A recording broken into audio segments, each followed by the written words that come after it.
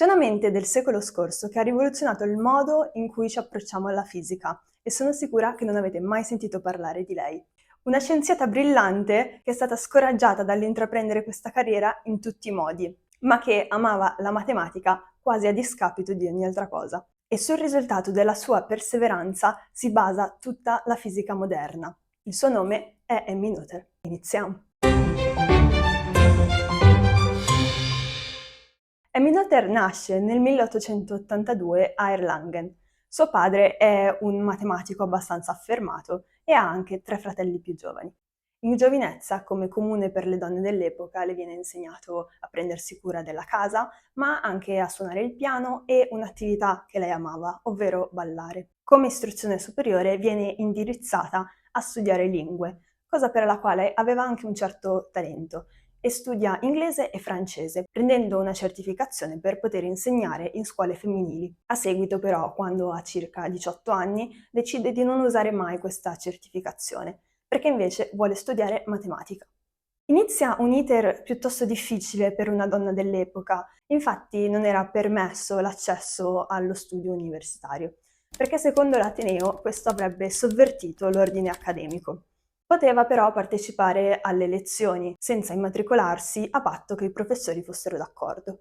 Così facendo, Emmy Noether partecipò per 3 anni alle lezioni all'Università di Erlangen, la stessa dove insegnava anche suo padre. Dopo questi 3 anni la legge cambiò e fu permesso alle donne di immatricolarsi. Quindi si poté immatricolare e nel 1907, alcuni anni dopo, conseguì il dottorato con lode in matematica.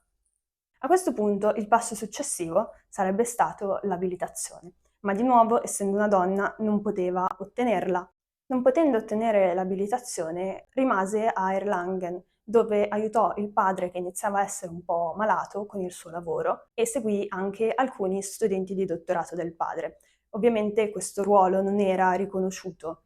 Durante questo periodo di lavoro un po' all'ombra del padre, Emmy scrive e pubblica i suoi primi articoli sull'algebra astratta e man mano questi iniziano a prendere più riconoscimento nel campo. Nel frattempo, in un'altra università tedesca, a Gottinga, uno dei più grandi matematici di tutti i tempi, David Hilbert, stava lavorando sulla relatività generale. Hilbert era noto, aveva un po' provocatoriamente detto che la fisica era diventata troppo difficile per i fisici e per questo motivo aveva iniziato a lavorarci.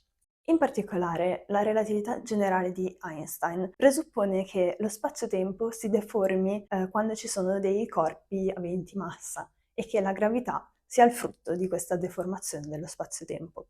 Una teoria in cui lo spazio stesso si deforma, però, è molto complessa dal punto di vista matematico e Einstein stesso, da quando ha avuto l'idea a quando ha formulato la teoria come la conosciamo oggi, ha impiegato quasi 10 anni. Questo perché c'erano tanti problemi e complicazioni proprio matematiche per poter cavar fuori qualcosa da questa teoria. Hilbert era sicuramente un matematico più competente di Einstein e tra l'altro criticava un po' l'approccio di quest'ultimo a partire da un'intuizione e poi lavorare alla conclusione in modo non del tutto rigoroso. L'approccio di Hilbert alla relatività era invece molto più matematicamente rigoroso.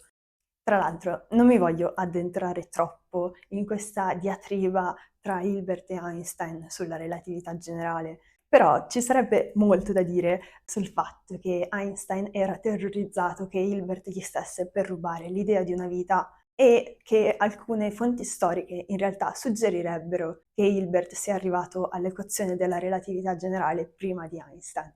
Lasciamo stare comunque tutto questo e torniamo indietro a quando la relatività generale ancora non era stata finita. Uno dei problemi su cui Hilbert e anche Einstein stavano cercando di lavorare aveva a che fare con la conservazione dell'energia. La conservazione dell'energia è stata formulata nel 1800 e da allora non era mai stata smentita. Altre leggi di conservazione, come la conservazione della massa, erano state formulate sì, però poi si era capito che non erano esatte. Ma la conservazione dell'energia aveva sempre retto. Per giustificarvi l'importanza della conservazione dell'energia, vi leggo direttamente le parole di Richard Feynman. C'è una legge che governa i fenomeni naturali sinora noti. Non ci sono eccezioni a questa legge, per quanto ne sappiamo è esatta. La legge si chiama conservazione dell'energia ed è veramente un'idea molto astratta, dice che c'è una grandezza numerica che non cambia qualunque cosa accada. Non descrive un meccanismo o qualcosa di concreto, è solo un fatto un po' strano, possiamo calcolarla e quando finiamo di osservare la natura che esegue i suoi giochi, ricalcolarla, trovando che il numero non è cambiato. Ecco, il problema però con la relatività generale è che non si ritrovava più la conservazione dell'energia. Sia Hilbert che Einstein stavano cercando qualche artificio per magari ridefinire l'energia in qualche modo e ritrovarne la sua conservazione. Però entrambi gli approcci che stavano usando i due grandi scienziati avevano dei problemi. Prima di proseguire però posso provare a spiegarvi meglio perché si credeva non ci fosse più la conservazione dell'energia. Immaginate di essere nello spazio vuoto, in cui non c'è nient'altro, non c'è attrito dell'aria, non ci sono pianeti, non c'è niente. Ora, se voi prendete e lanciate un sasso o un razzo in questo spazio vuoto, la conservazione dell'energia ci dice che il vostro sasso o razzo andrà avanti a viaggiare all'infinito nell'universo con l'energia iniziale che voi gli avete dato. Se non c'è modo per dissipare questa energia iniziale, l'oggetto se la terrà e quindi continuerà ad andare avanti alla sua velocità. Dalla relatività di Einstein però sappiamo che l'universo si sta espandendo. Sapete tutta la storia che parte dal Big Bang e poi è iniziato ad espandersi e ora non solo sappiamo che si espande, ma sappiamo che si espande sempre più velocemente, al limite per il quale sappiamo che i pianeti, le stelle diventeranno talmente lontani da non poter più interagire tra di loro e eventualmente arriveremo anche al punto in cui anche gli atomi saranno troppo lontani tra di loro per non poter più interagire tra di loro. Ok, quindi cosa succederebbe al nostro sasso? Per le equazioni della relatività generale a questo punto il nostro sasso si fermerebbe, perdendo l'energia che gli avevamo dato noi all'inizio. Ma l'energia si è sempre conservata, quindi si deve conservare. E dove è andata quindi? Questo era un problema abbastanza grande, la conservazione dell'energia è molto fondamentale in fisica. Tornando alla nostra storia, Hilbert e Einstein stanno sviluppando in modo parallelo dei diversi metodi per ritrovare una certa conservazione dell'energia. E è proprio in questo sforzo che Hilbert chiama Noether a visitarlo a Gottinga per aiutarlo a risolvere i problemi della relatività generale. Noether arriva quindi a Gottinga e sorprende subito tutti risolvendo un paio di problemi minori su cui i matematici di Gottinga stavano lavorando. Noether produce una prima formulazione di quello che poi sarà il suo famoso teorema. Hilbert manda questo primo risultato a Einstein, che risponde: ho ricevuto i risultati di Miss Noether, sono veramente sorpreso che alcune cose che dice possono essere capite in un modo così generale. I matematici più anziani di Gottinga dovrebbero prendere lezioni da lei. Sembra di sapere davvero di cosa parla. Hai tagliato la parte per essere una donna. Hilbert cerca quindi di convincere Noether a rimanere a Gottinga. Nel frattempo cerca anche di convincere l'Ateneo a darle una posizione ufficiale. Ma la facoltà era contraria all'assunzione di Emmy sia per le sue idee socialiste, sia per le origini ebraiche, sia ovviamente per il fatto che era una donna. Il Senato universitario infatti affermò: non possiamo assumerla, cosa penseranno i soldati di ritorno dalla guerra quando si troveranno a dover imparare da una donna? Al che Hilbert rispose: beh, ma questa è un'università, non è mica uno spogliatoio. Nonostante le battaglie di Hilbert, però, Emmy insegnò per svariati anni senza venire pagata e anzi le lezioni venivano pubblicizzate a nome di Hilbert, quando invece a insegnare era lei. Dopo anni, però, l'Università di Gottinga le diede una posizione ufficiale, anche se non pagata, e un anno dopo addirittura una posizione pagata, dopo 5 anni dal suo arrivo a Gottinga. È stato proprio durante la sua permanenza a Gottinga che Noether lavorò e perfezionò il suo famoso teorema. Il teorema di Noether afferma che per ogni simmetria globale continua equivale una quantità conservata. E lo voglio scrivere anche solo per il fatto che è un bellissimo teorema e non serve a nient'altro.